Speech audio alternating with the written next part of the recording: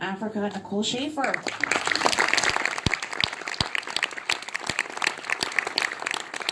Congratulations on your film. Thank you. Maybe we can start with how this project began, because it's a labor of love for over a decade. And just tell us about how you came to know Enoch. So I was actually living and working in Malawi at the time. I was producing stories for Reuters magazine program, and I was actually working on the story about orphans at the time that Madonna was adopting her second child, Mercy, which was around 2009.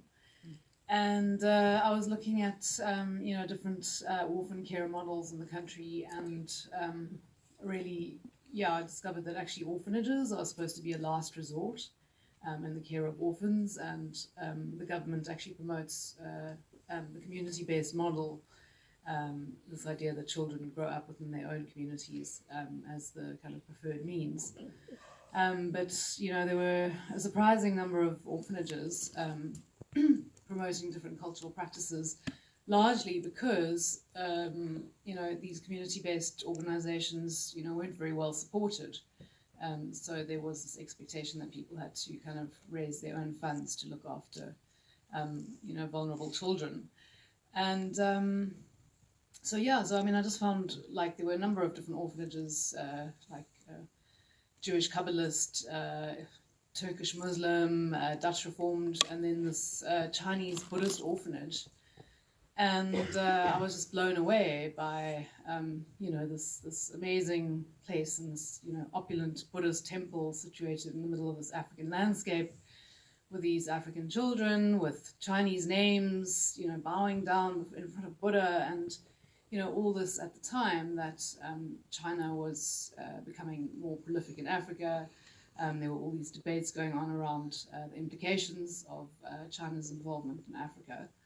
And I just felt, the story would be a very interesting lens to engage with a lot of these debates around China and Africa.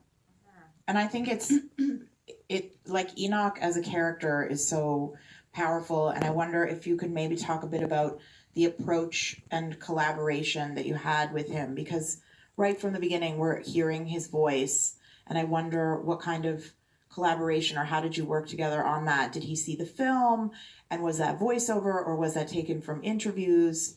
Was he involved in the shaping of this film over the course of the last 10 years? So when I was first introduced to Enoch was actually when I was doing this short video piece, and the organization introduced me to him because he was the star performer, the top of his kung fu class, and he was kind of very used to doing interviews and always saying the right thing, and I was always interested to know more about how he what his relationship with his own culture and his relatives in his village was like, and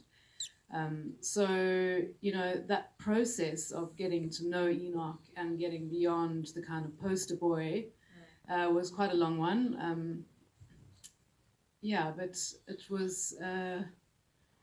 How do you think you gained his trust? Because, I mean, since he was a child, he's been shaped by elements other than his own culture or his own family necessarily. So I wonder, like, how did you gain trust with him? One of my first, kind of questions was, how much does he know about his own past? And when I discovered that he actually knew very little about who his parents were. He didn't know how his mum had died. And, we filmed that scene of him looking at a picture of his parents for the first time. So, the process of working on the film with him, I think, also initiated this kind of process of him starting to become more reflective, looking into his own past. And I think it kind of initiated this very interesting journey for him, which allowed him to become more reflective. Do we have questions from the audience? Yes? Hi, I just wanted to let you know, Pacific announced the subtitle, and now my question is that I found it ironic that the Buddhist martial arts instructor, the Kung Fu instructor lost his call. And ultimately led to him being kicked out of the school. So it's interesting when you're looking at their cultural practices and how they failed to live up to their own teachings. So I just wondered if you could speak to that, or that could have been. Would you like to speak to the scene where the martial arts teacher lost his calm, which is a component of his religion and his cultural beliefs in that scene, and just not living up to his own cultural practices? Well, I think it's a really important, climax in the film, and really shows this kind of cultural clash, this inevitable clash between these two very different cultures.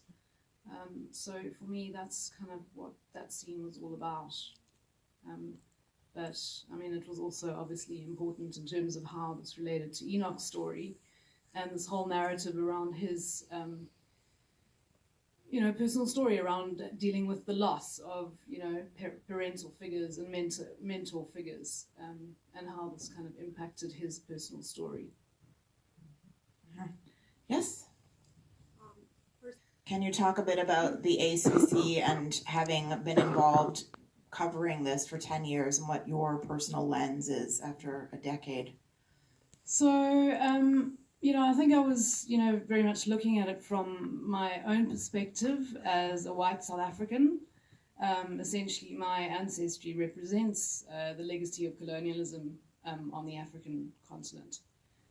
So the film was a way in which I could also reflect on a lot of my questions around identity in relation to, my past, and I suppose also the feelings that come with, feeling like a foreigner, feeling like an outsider.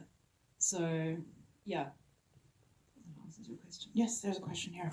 Know anything about the other religious orphanages that are in Malawi? Do they also enforce language and cultural, religious requirements that reflect what we saw on screen?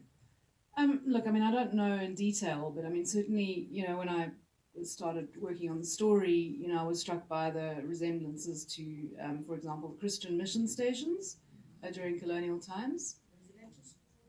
Mm-hmm. So. Okay, yeah. What's the link between the economic expansion into Africa by the People's Republic of China and a missionary that appeared to be based in Taiwan?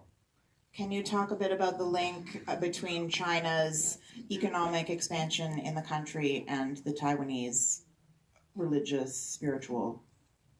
Yeah, so that's a good question. I mean, obviously this is a Taiwanese-based NGO, so whatever is happening here does not reflect the official agenda of the Chinese government or the Taiwanese government. So, I mean, what is interesting to know, though, is that Malawi and several other African countries had long-standing relations with Taiwan. And it was in 2009 when I started the story that a lot of these African countries changed over to China because of the One China policy. So, I mean, there is no direct connection. However, I was looking at this in relation to the greater context of, Chinese involvement in Africa. Obviously, with that comes the importance of Chinese culture and the opportunities that are presented to these children. Whether it's China or Taiwan, it's Chinese culture. So. Can you just clarify a little bit about the chronology or the course of events around the discipline scene and then the next scene, or the scenes that couched it?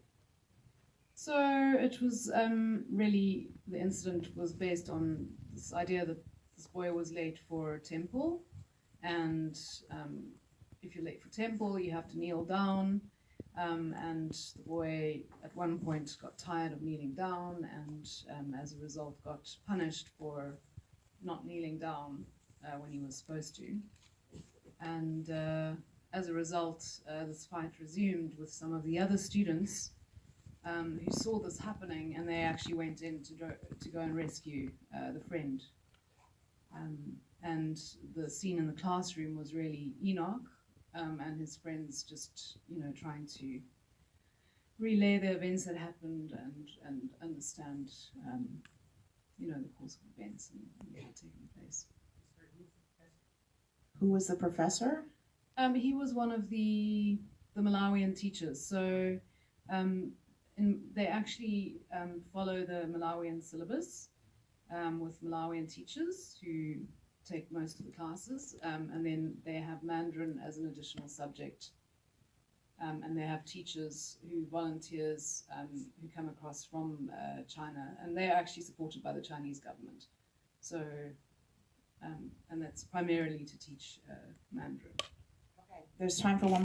So can you talk a bit about Enoch didn't seem to fit in anywhere, she's wondering what happens in terms of fitting in once they actually get to Taiwan to study.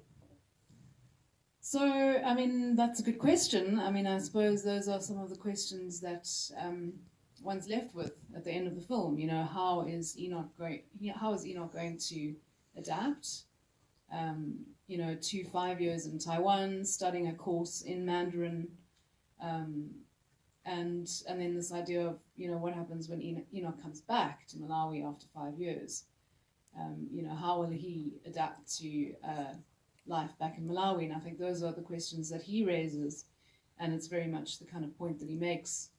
When he challenges the monk about this idea of going to Taiwan, he says, besides for the cultural and the language differences, how are we essentially going to come back and develop our country if we're like outsiders and, we don't really understand how things work within. So, I don't know, maybe there's a sequel to the film. Are you still following him? Enoch and I have had contact. He has seen the film recently. He's very happy with it. He feels it really shows and depicts his life living between these two very different worlds. And he's already coming back next year. So he finishes his course in the middle of next year, and he's turning 21. I know, during this film, world premiere, we are so honored. I'm sure there are tons of questions. I didn't get to so many, but Nicole will be outside in the lobby. I'm sure she would love to talk to you. There's a lot more to talk about, so please come out into the lobby. Thank you everyone so much for being here. Please remember